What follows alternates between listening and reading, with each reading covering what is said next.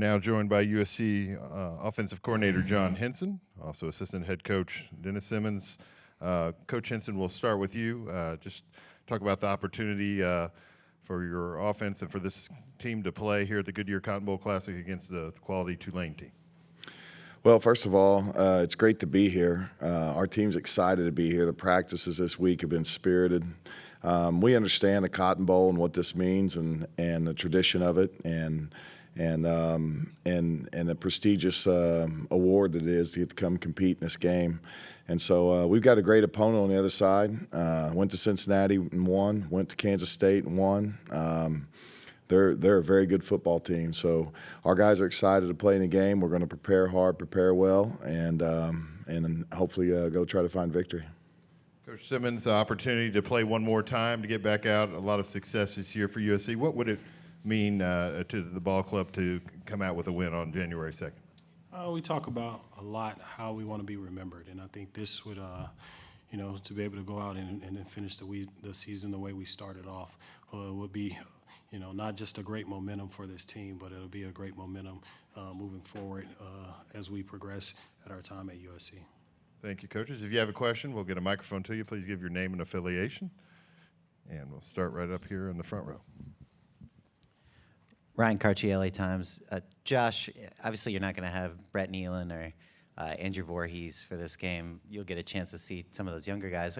How do you feel just generally about the state of that group, knowing that two guys who have been real staples of that line now will move on to the next level?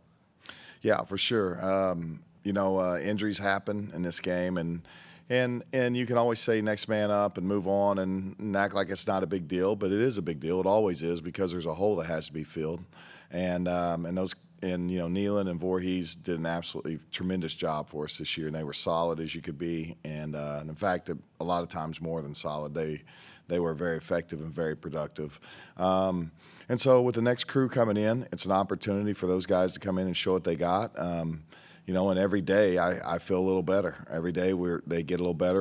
They're working hard. They're coming out and they're executing their assignments better. So each day that we go and each day we practice, it gets a little bit closer to being what we need to get on the field and do our job the way we need to do it.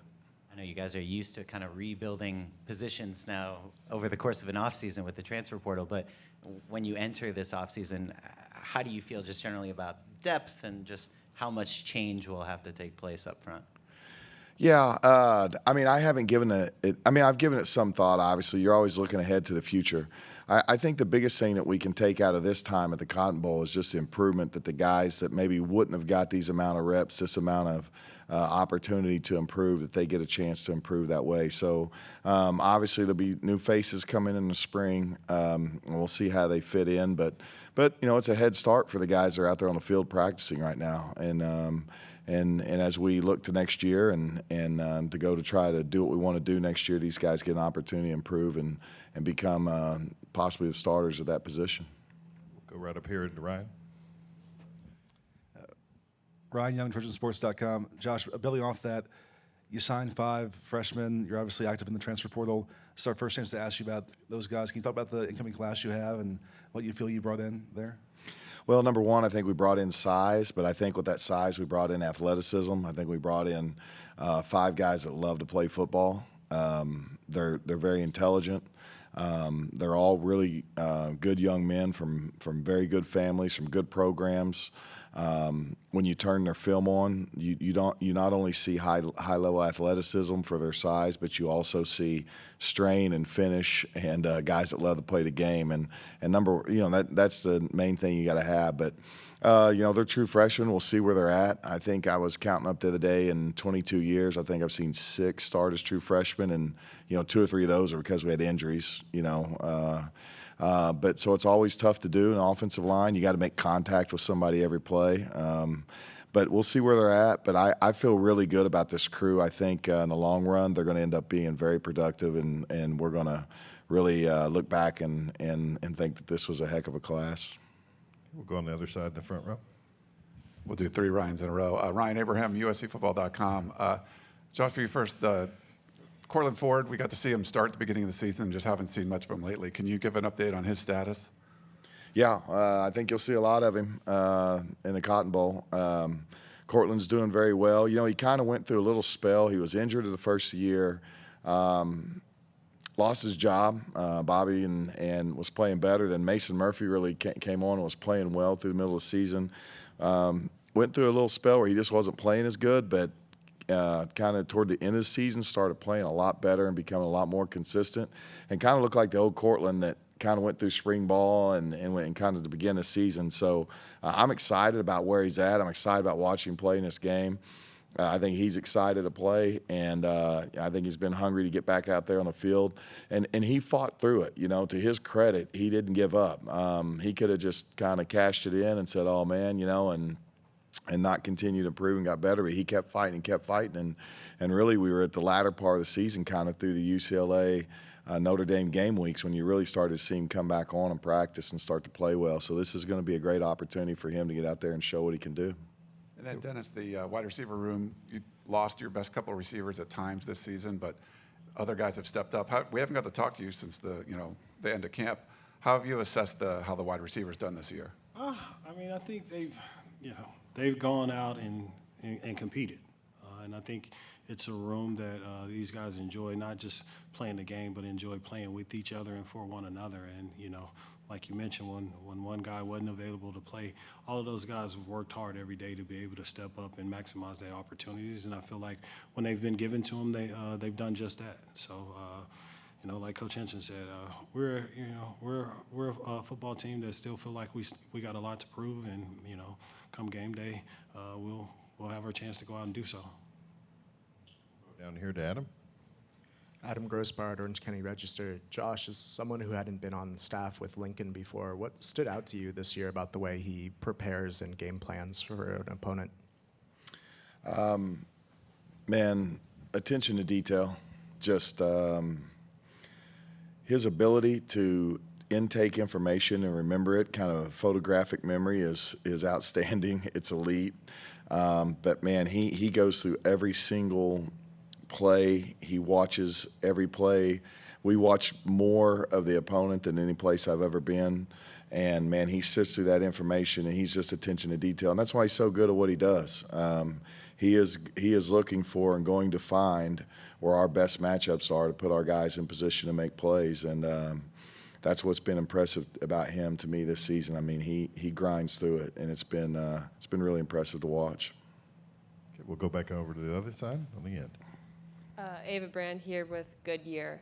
Coach Riley mentioned the other day how with the past month off, not having to face an opponent each weekend, you guys have been able to focus more so on yourself and practice on what you think you need to practice on. What does that include for the wide receivers and the offense as a whole?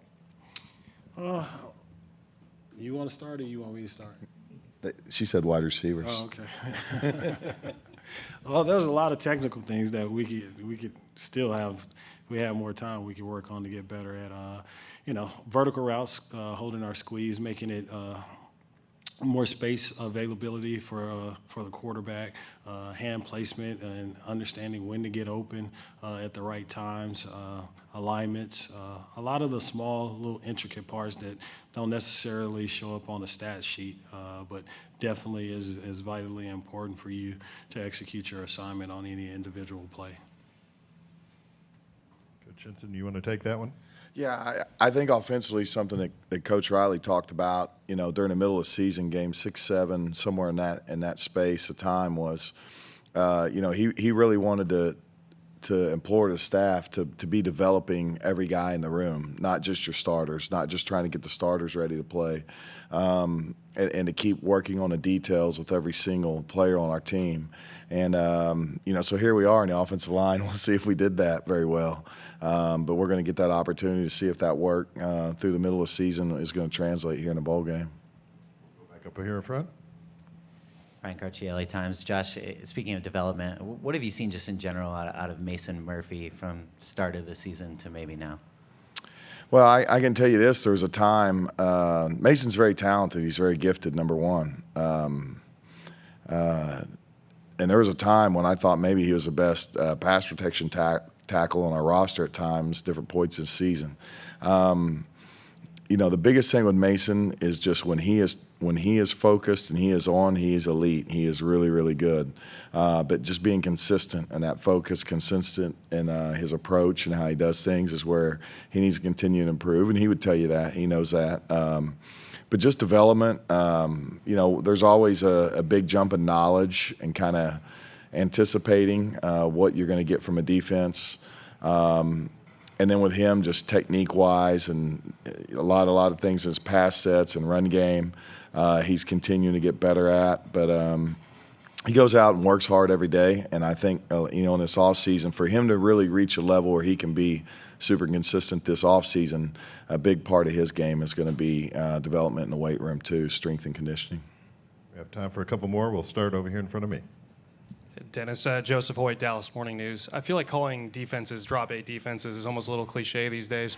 But Tulane's obviously been pretty stout on pass defense. What have you seen from their pass defense and their ability to tackle? Well, they're very good in the open field tackle and one-on-one tackling in the open field. They're pretty savvy at that. Their DBs are pretty aggressive at using their hands at the top of your routes to help prevent you from getting separation. So those have been some things that we've had to fine tune and work on to be able to be successful in this game. But their safeties are, very aggressive and come down and hit, and their corners understand. They've played a lot of ball. You can see that on film. They understand what their deficiencies are and understand their defense. So you're not going to get a whole bunch of blown and busted coverages on the back end. They're pretty smart and savvy in that aspect. We'll take one final one across the way in the front row. For Josh, I guess following up on that, what have you seen from Tulane's the front seven from Tulane? How you guys match up with them? Yeah, linebackers are very instinctive.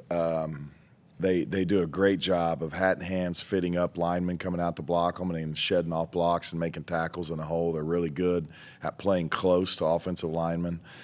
Defensive line-wise, they play hard and they play violent, and they're going to play through the middle of you. They're a two-gap kind of read team. They're going to put hands on you.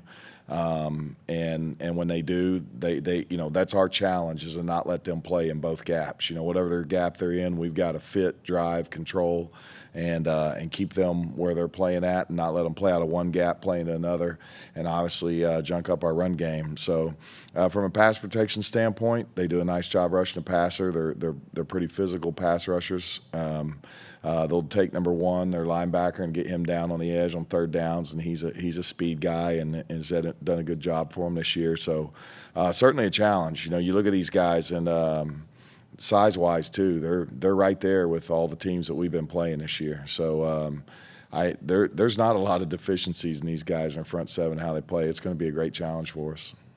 All right, Coach Henson, Coach Simmons, thank you for your time. For you. those that want the offensive breakouts, we're going to go right over here to the right, and the players will be at various stations within.